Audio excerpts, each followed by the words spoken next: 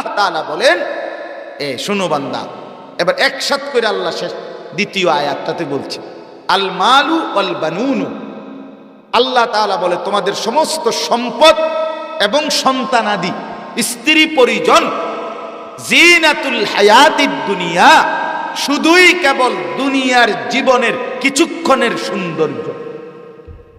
এই বাড়ি গাড়ি, টাকা পয়সা, ব্যাংক ব্যালেন্স, স্ত্রী সন্তান, এই দুনিয়ায় যতক্ষণ থাকবা এটার একটা সৌন্দর্য। আমার বউ আছে, আমার ছেলে আছে, আমার মেয়ে আছে, ঢাকা একটা বাড়ি আছে, আমার একটা গাড়ি আছে, 10 কানি জমি আছে, আমার একটা বিল্ডিং আছে, এগুলো সব কোন জায়গার জন্য? এখানে, দুনিয়ার জন্য। কিন্তু আল্লাহ বলেন, বান্দা এখানে তো তোমার শেষ না, তুমি তো শুধু দুনিয়ার শেষ না, তুমি মরে গেলে তো নিশ্চিহ্ন না, তুমি মরে গেলে তো হারায়ে যাবা না, তুমি মরে গেলে তো নিশ্চিহ্ন হবে না, তুমি মরলে তো আরেকটা জিন্দিগি শুরু হবে, কবরের জিন্দিগি, হাসরের জিন্দিগি, কিয়ামতের জিন্দিগি, আখিরাতের জিন্দিগি। তো সেটার জন্য কি এগুলো যা করলা, বাড়ি ঘর দালান বিল্ডিং, স্ত্রী পুত্র পরিজন, এ তো দুনিয়া সাজাইলা, আখিরাত, কবর, পরকাল। তো আল্লাহ তাআলা বলেন, ওয়াল বাকিয়াতুস সালিহাত খায়রুন ইনদা রাব্বিকা সাওয়াবান ওয়া খায়রুন আমালা। আল্লাহ তাআলা বলেন, যদি আল্লাহর কাছ থেকে কিছু বিনিময় চাও, আল্লাহর কাছ থেকে যদি কোনো উত্তম প্রতিদান পেতে চাও, তাইলে মনে রাখবা, প্রতিদান নিতে হলে আল্লাহ থেকে শুধুই কেবল তোমার জিন্দেগীর নেক আমল এটাই দিতে হবে, সালিহাত এটাই বাকি থাকবে। তোমার দালান থাকবে না, সোফা থাকবে না, কিন্তু তোমার সেজদা, এটার কোনো মায়ের নাই, এটা হাসরের ময়দানে আল্লাহর কাছে এটার বিনিময় ফেরত পাবে। তোমার সেজদা, তোমার জিকির, তোমার তেলাওয়াত, তোমার দান, তোমার সাদাকা, তোমার মসজিদের সেবা, মাদ্রাসার সেবা, কোরআন সুন্নাহর পাশে থাকা, এই নেক আমল। এই কথা শেষ। ওয়াল বাকিয়াতুস সালিহাত, তাহলে স্ত্রী সন্তান ছেলে বাড়ি গাড়ি দালান বিল্ডিং, এগুলো দুনিয়ার সৌন্দর্য। আর আখিরাতের সৌন্দর্য কি? আমল। কি বলেন না? সালিহাত, নেক আমল, নেক জিন্দেগি, আমার নামাজ, আমার বন্দিগি, আমার ইবাদত, আমার আমল, আমার আখলাক। অতএব আমরা কেউ যেন গাফলতি না করি, খামখেয়ালি না করি। আমার বাপ, আমরা বলে যাচ্ছি, মসজিদের ইমাম সাহেবরা প্রত্যেক জুমার বয়ানে আপনাদেরকে বলে, ওয়াজ মাহফিলে বলে, আপনারা যদি গুরুত্ব না দেন তা আমিও পস্তাবো, আপনারাও পস্তাবো। পেছনের আমি যে কথাটা দিয়ে শুরু করছি, যে আফসুস করতেই হবে, কিন্তু এখন যদি আফসুস মনে আসে লাভ হবে, কিন্তু কবরে আফসুস করলে কি হবে না? লাভ। নিমিষের মধ্যে পরবর্তী আপনার অবর্তমানে পরবর্তী 20 বছরের ভিতরে দেখা যাবে, পরবর্তী 10 বছরের ভিতরে দেখা যাবে আপনার 60 বছরের মেহনতের বাড়ি ঘর যা কিছু সব সাজানো বাগান, কিচ্ছু আর আপনার নাম নিশানাও না। আওলাদ বংশধর ভুলে গেছে আপনার নাম, ভুলে গেছে। ব্যস্ততার এই দুনিয়ায়, পেরেশানির এই দুনিয়ায় পিছনের ওয়ালাদের কথা মনে রাখবার মতো টাইম নাই। আমি প্রায় বলি, বাপ, দুনিয়া এরই না।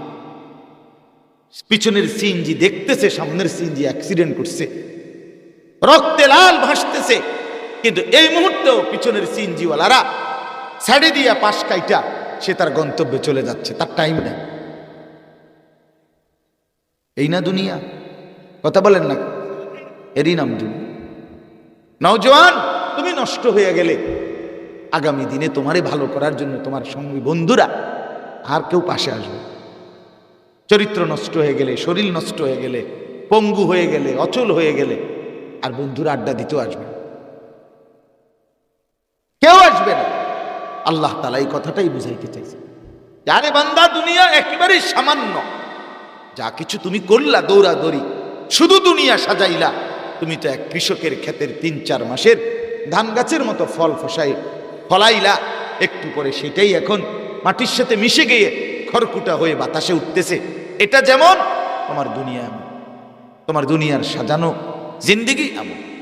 আখিরাত বিহীন যদি দুনিয়া শুধু সাজাও, শেষ পর্যন্ত 3-4 মাসের ক্ষেতের ফসল ছাড়া আর কিছুই মনে হয়।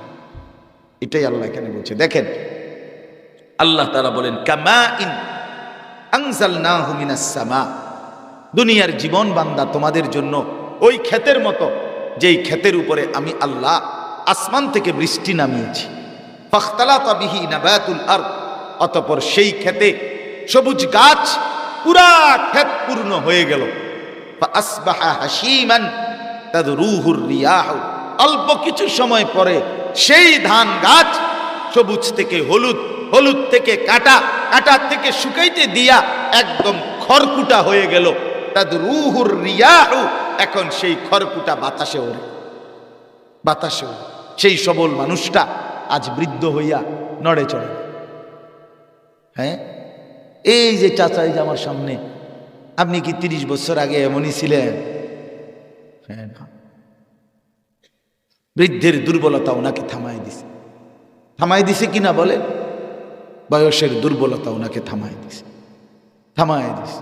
আজ মনে তো কত কিছুই হয়তো চাইতো, কিন্তু তার কিছুই পূরণ করার মতো শক্তি, সামর্থ্য, শরীরের যোগ্যতা নাই, শরীরের যোগ্যতা। এরই নাম দুনিয়া, এর নাম দুনিয়া। আপনারা তো আমি আপনাদের জামাই।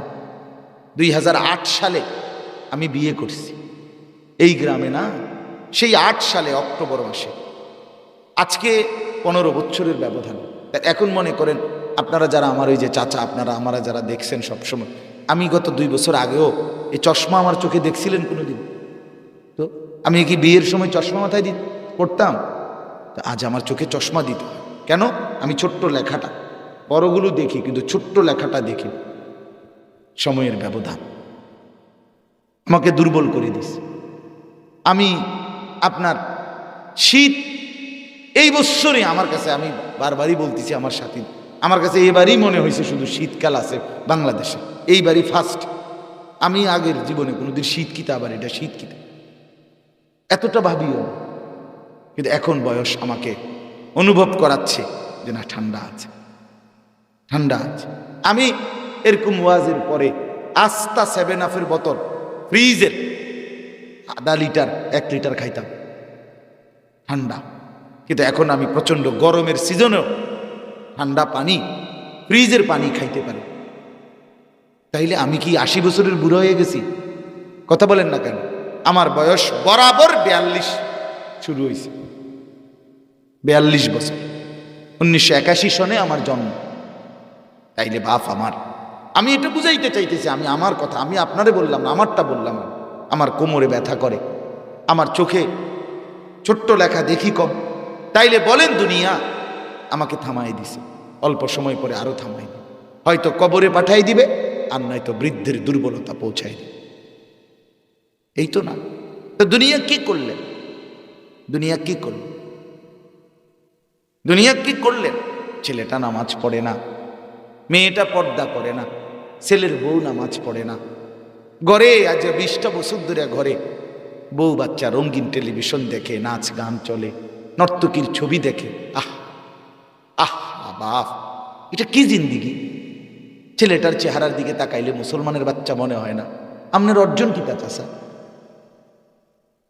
আপনার জীবনের পুঁজিটা কি? এই খাট পালং আর সোফা, ফার্নিচার, এগুলো, এই সোফা পৃথিবীর সবচেয়ে দামি কাঠ দিয়েও যদি বানায়, পরবর্তী 20 বছরের ব্যবধানে এগুলো থাকবে না। আপনার সন্তানরাই রাখবে না, কবিডি ওনার চলে না, এসব মডেল ওনার চলে নাই। তা আরে বাইরে এটি মজবুত, তো তোর দাদায় বানাইছে, তোর বাপে বানাইছে, বহুত আউশ করে বানাইছিল রে। হ্যাঁ, এটা আঁশ দিয়ে আউশ করুক আর জিডাই করুক, এই জিডি ওনার চলে না, ইতান লইয়া বইয়া থাক লইব, ঠিক না? বলে দুনিয়া ধোকা, দুনিয়া ধোকা। দুনিয়া দেখতে দেখতে ফুরিয়ে যায়, দেখতে দেখতে ফুরিয়ে যায়। আল্লাহ তাআলা এটাই বলছে, কামা ইন আনজালনাহু মিনাস সামাই ফাখতালাতা বিহি নাবাতুল আরদ ফাআসবাহা হাশীমান তাদরুহুর রিয়াহ। রব্বুল আলামিন বলেন, বান্দা, দুনিয়ার জিন্দেগি যা নিয়ে শুধু তুমি ব্যস্ত হয়ে গেলে, কখনো ঘর, কখনো বাড়ি, কখনো বাজার, কখনো ব্যবসা, কখনো টাকা, কখনো জমি, কখনো ক্ষেত, কখনো ফসল, সারাক্ষণ তুমি ব্যস্ত হয়ে রইলা দুনিয়া দুনিয়া দুনিয়া। আল্লাহ বলে বান্দা কিচ্ছুই হলো না, দেখবা কয়দিন পরে খড়কুটার মতো জিন্দিগি উড়ে গেছে। এরপরে আল্লাহ বলেন ওয়াকানাল্লাহু আলা কুল্লি শাইইন মুকতাদিরা, আর মনে রেখো বান্দা আমি রব্বুল আলামিন সব বিষয়ে পূর্ণ ক্ষমতা রাখি। আমি তো সেই আল্লাহ, ছোট্ট মাসুম বাচ্চাটাকে মায়ের পেট থেকে আমি তো বের করেছিলাম। যেদিন বের করেছিলাম আমি আল্লাহ দুর্বল বানায় রাখছিলাম। সেই হাত আর পায়ের মধ্যে আমি আল্লাহ ধীরে ধীরে শক্তি আর যৌবন দিয়েছিলাম। এরপরে আবার আমি আল্লাহ ওই আগের হাত পাও জাগাত রাইখাই আমি আল্লাহ ওই হাত পাওয়ের শক্তি কমায়া বৃদ্ধ এবং দুর্বল বানায় ফেললাম। বলেন চাচা আবারও কোন আমনে যে 30 বছর আগে আমনের যে হাত পাও ছিল সেই হাত পাওই এখন না আলগা লাগাইছি নি? ঠিক কিনা বলেন? আগের ভুলই।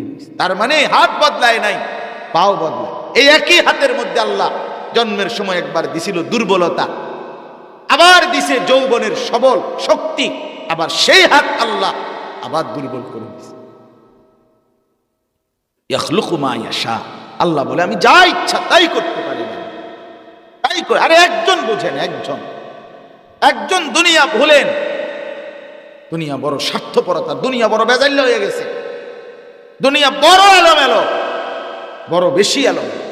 আপনারা যদি চোখের পানি না ফেলেন আপনাদের আগামী জেনারেশন ঈমান ইসলাম নিয়ে খোদার কসম বেঁচে থাকা কঠিন হবে। চতুর্মুখী ষড়যন্ত্র এত বেশি, দুশ্মনের নজর এত বেশি, মুসলমানের আগামী সন্তান তসতস করে ফেলবে। পড়া লেখা, চলা ফেরা, জীবন চরিত্র, আখলাক, নারী পুরুষের বিভেদ সব তুলে দেওয়ার বাংলাদেশের সমস্ত ষড়যন্ত্র সিদ্ধান্ত হয়ে আছে, ধীরে ধীরে বাস্তবায়ন হবে। আগামী সময় দেখবে, আপনারা না বাঁচলে মাঝ বয়সীরা দেখবে আগামী 20 বছরের ভিতরে, 10 বছরের ভিতরে দেখবে বাংলাদেশে ব্যাপকভাবে সবচেয়ে বড় ষড়যন্ত্র শুরু হয়েছে। নারী পুরুষের কোনো বিভাজন থাকবে না। যার কেউ যদি ছেলে, শরীরের গঠন ছেলের অঙ্গ প্রত্যঙ্গ, সে যদি বলে আমি নারী, কসম বাংলাদেশে এটার প্রচারণা চলছে, ট্রান্সজেন্ডার, তাকে বলতে হবে নারী। সে যদি বলে আমার মন বলতেছে আমি মেয়ে, হ্যাঁ তো তুমি মেয়ে। কোন মেয়ে যদি বলে আমার মন বলে আমি ছেলে, তাকে অধিকার দিতে হবে সে ছেলে। এটা গোটা ইউরোপ থেকে সারা পৃথিবীময় এটার প্রচার চলছে। বলেন এটি কথা? কথা বলেন না, এটা কথা হইল? তাইলে কোথায় গিয়ে পৌঁছবে জিন্দিগি? কোথায় গিয়ে পৌঁছবে? পরিষ্কার শিক্ষার নামে বাচ্চাকে শেখানো হচ্ছে, বোঝানো হচ্ছে যে মানুষ, শিশুর মধ্যে কোনো ছেলে মেয়ে নাই, শিশু শুধুই শিশু, ছেলে মেয়ে কিচ্ছু নাই। আপনি বলেন তো শিশুর মধ্যে ছেলে মেয়ে নাই মানে কি? আমাদের রাষ্ট্রীয় আইন, সারা আন্তর্জাতিক আইন, সারা পৃথিবীর মধ্যে আধুনিক আইন, কোরআন সুন্নাহ বহির্ভূত যে আইন, সেখানে আইন হলো 18 বছরের নিচে সবাই শিশু। জানেন এটা? আরে 18 বছরের নিচে যে ওই বিয়া দিলে দেখেন না শিশুর আইনে বাধা দেয়, বাধা দেয় কিনা বলেন না? তাহলে 18 বছরের নিচে সবাই কি? তার মানে কি শিশুর কোনো ছেলে মেয়ে নাই। এটার ব্যাপক প্রচারণা চলতেছে বাংলাদেশে। শিশুরা শুধুই শিশু। তাহলে কি হলো? 13 বছর, 14 বছর, 15 বছরের ছেলে মেয়ে যেখানে ইচ্ছা যার সাথে যে থাকবে, চলবে, খাইবে, ঘুমাইবে, কারণ ছেলে মেয়ে বলতে তো আলাদা কিছু নাই, এরা শুধু শিশু। তাহলে আমার সমাজ কোথায় যাবে? হ্যাঁ, চরিত্র কোথায় যাবে গিয়া? আপনারা মুরব্বীরা, আপনারা তো জানেন না আপনাদের এক এক ছেলের মোবাইলে কি পরিমাণ গুনাহ করছে। আপনারা তো কইলে বুঝতেন না। আপনারা আসমান থেকে পড়বেন, আমার কি তো ইডিও বুঝি কথা হয়, ইডিও তো কথা, কি পরিমাণ গুনাহ হচ্ছে। অতএব এটা রাজনীতির হিসাব না, এটা দলের হিসাব না, এটা আমার আপনার প্রজন্মকে বাঁচানো, আগামী সন্তানকে বাঁচানো। ক্ষমতায় কে আসছে আর কে গেছে এটার চাইতে বড় বিষয় হলো আমার প্রজন্ম, আমার জেনারেশন আমার স্ত্রী সন্তান, আমার আগামী প্রজন্ম ইসলামের পরিচয় নিয়ে বেঁচে থাকে, ইমানের পরিচয় নিয়ে বেঁচে থাকে। আল্লাহ আমাদেরকে বুঝ দান করে। শেষ কথা হলো, এবার শুনেন, আল্লাহ তাআলা বলেন আল মালু ওয়াল বানুনু জিনাতুল হায়াতুদ দুনিয়া। আল্লাহ তাআলা বলেন, শোনো বান্দা, এবার একসাথ করে আল্লাহ শেষ দ্বিতীয় আয়াতটাতে বলছে আল মালু ওয়াল বানুনু। আল্লাহ তাআলা বলে তোমাদের সমস্ত সম্পদ এবং সন্তানাদি, স্ত্রী পরিজন, জিনাতুল হায়াতিদ দুনিয়া, শুধুই কেবল দুনিয়ার জীবনের কিছুক্ষণের সৌন্দর্য। এই বাড়ি গাড়ি, টাকা পয়সা, ব্যাংক ব্যালেন্স, হ্যাঁ, স্ত্রী সন্তান, এই দুনিয়ায় যতক্ষণ থাকবা এটার একটা সৌন্দর্য। আমার বউ আছে, আমার ছেলে আছে, আমার মেয়ে আছে, ঢাকা একটা বাড়ি আছে, আমার একটা গাড়ি আছে, 10 কানি জমি আছে, আমার একটা বিল্ডিং আছে। এগুলো সব কোন জায়গার জন্য?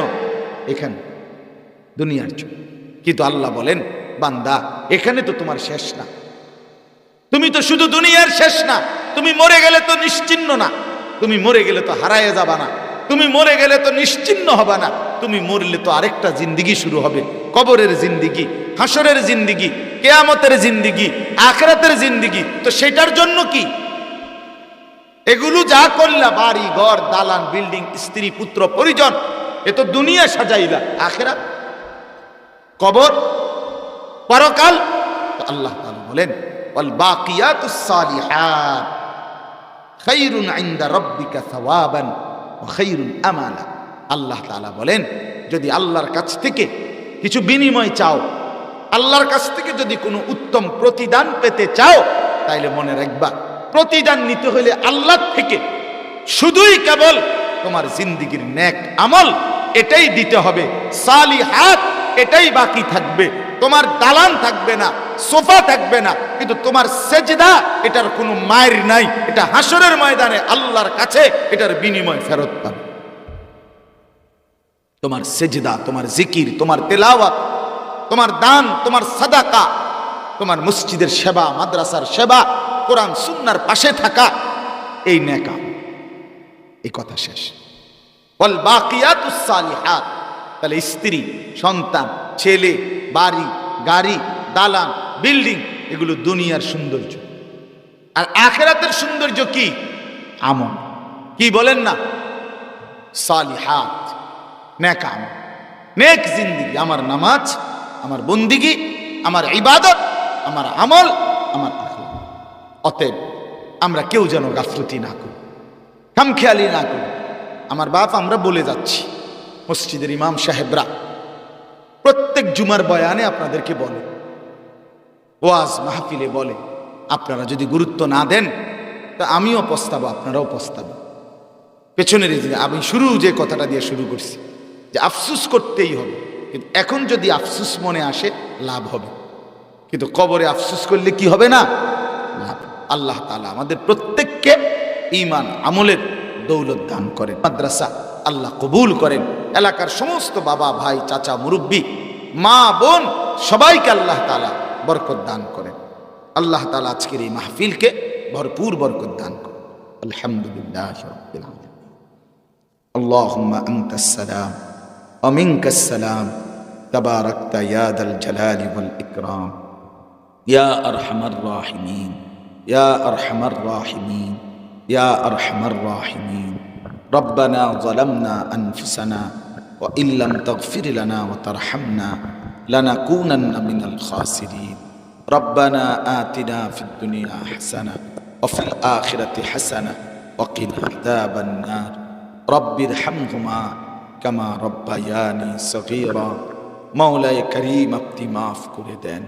রাত গভীর মাওলা, ঘন কুয়াশা মাওলা, তীব্র শীত মাওলা, অল্প কয়েকজন নাফরমান গোলাম আপনার দুয়ারেই হাত উঠাইলাম, আপনি মাফ করে দেন, আপনি মাফ করে দেন, আপনি মাফ করে দেন। আযাব দিলে আপনার কোনো লাভ নাই আল্লাহ, মাফ করে দিলে আপনার কোনো ক্ষতি নাই। মাফ করলে আপনার কমবে না, মাফ না পেলে আমাদের উপায় থাকবে না।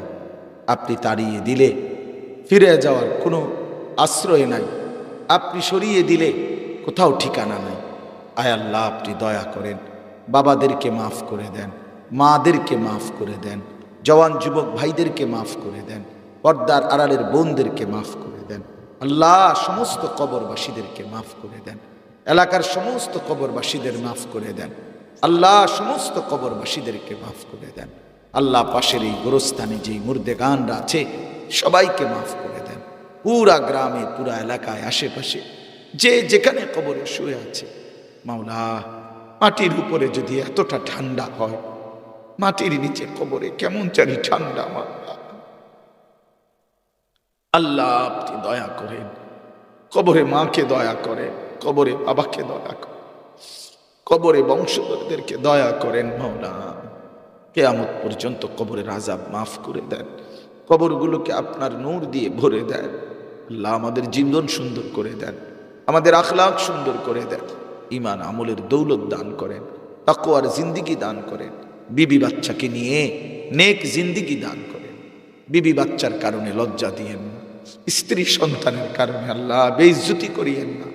আল্লাহ পুরা ঘর পরিবারকে নামাজি বানায় দেন, ফজরের নামাজ সেজদা দেওয়ার তৌফিক দান করেন। আল্লাহ আমরা এই অল্প কয়েকজন আমরা ওয়াদা করছি, মাওলা 5 ওয়াক্ত নামাজ পড়বার হিম্মত দান করেন, শক্তি দান করেন, তৌফিক দান করেন। আল্লাহ আপনি চাইলে হবে মাওলা, আপনি চাইলে হবে মাওলা, আপনি চাইলে হবে মাওলা। আল্লাহ আপনি কবুল করে নেন, মাদ্রাসা কাসিমুল উলুম আপনি কবুল করে নেন। আল্লাহ এই মাদ্রাসা আপনি কবুল করে নেন, মাদ্রাসা আপনি কবুল করে নেন। প্রথম দিন থেকে এই পর্যন্ত মাদ্রাসার জন্য যার যত ভালোবাসা ছিল, আন্তরিকতা ছিল, দান ছিল, সহযোগিতা ছিল, যে যেভাবে মাদ্রাসার সাথে জুড়েছে, কেউ উপস্থিত আছে, কেউ অনুপস্থিত আছে, কেউ প্রবাসে আছে, কেউ শহরে আছে, আল্লাহ প্রত্যেককে আপনি আপনার শান মোতাবেক উত্তম বিনিময় দান করেন। আজকেও যারা দিয়েছে, দোয়া চেয়েছে, আল্লাহ প্রত্যেককে কবুল আর মঞ্জুর করে নেন, রহম করেন, করম করেন। আল্লাহ মাদ্রাসাকে কেন্দ্র করে এলাকার সমস্ত মুর্দেগানদেরকে মাফ করে দেন, এলাকার সমস্ত জীবিতদেরকে মাফ করে দেন। আল্লাহ যে যেখান থেকে দোয়া চেয়েছে কবুল করেন, অসুস্থ বিমারি যারা শিফা করে দেন, কামাই রুজিতে হালাল বরকত দান করেন। আল্লাহ প্রত্যেককে নেক জিন্দেগি দান করেন, পর্দার আড়ালের মা বোনদেরকে পর্দা পুশিদা দান করেন, তাকওয়ার জিন্দেগি দান করেন। মা ফাতেমা, মা রাবেয়া বসরিয়া, আয়েশা সিদ্দিকার মতো বানায় দেন। আল্লাহ নেককার নারী, নেককার বোন তৈরি করে দেন। আল্লাহ এলাকার সবগুলো যুবককে নামাজি বানিয়ে দেন, এই মাদ্রাসার সবগুলো বাচ্চাদেরকে আল্লাহ হাফেজ, আলিম, মুত্তাকি বানিয়ে দেন, ওস্তাদদেরকে ইখলাস ও তাকওয়া দান করেন। আয় আল্লাহ আমার চাচা জান আল্লাহ জনাব আলহাজ মাওলানা মুজিবুর রহমান সাহেব, তাকে হায়াত দারাজ করেন, সুস্থতার হায়াত দান করেন, তার সন্তানদেরকে নেক হায়াত দান করেন। আল্লাহ আমার শ্বশুর আলহাজ হজরত মাওলানা মুবারক হুসাইন সাহেব, তাকেও আফিয়তের জিন্দেগি দান করেন, সুস্থতার জিন্দেগি দান করেন। আল্লাহ এরা সব আমার স্বজন মাওলা, আমি এদেরই আত্মীয়, আমার আত্মীয় এরা মাওলা। আল্লাহ সকল মুরব্বী, বাবা, চাচা প্রত্যেককে রহম করেন, করম করেন। আল্লাহ এলাকার প্রতিটা মুসলমানকে ঈমান আমলের দৌলত দান করেন। রব্বির হামহুমা কামা রব্বায়ানি সগীরা, রব্বির হামহুমা কামা রব্বায়ানি সগীরা। সুবহানা রব্বিকা রব্বিল ইজ্জাতি আম্মা ইয়াসিফুন, সালামুন আলাল মুরসালিন, আলহামদুলিল্লাহ।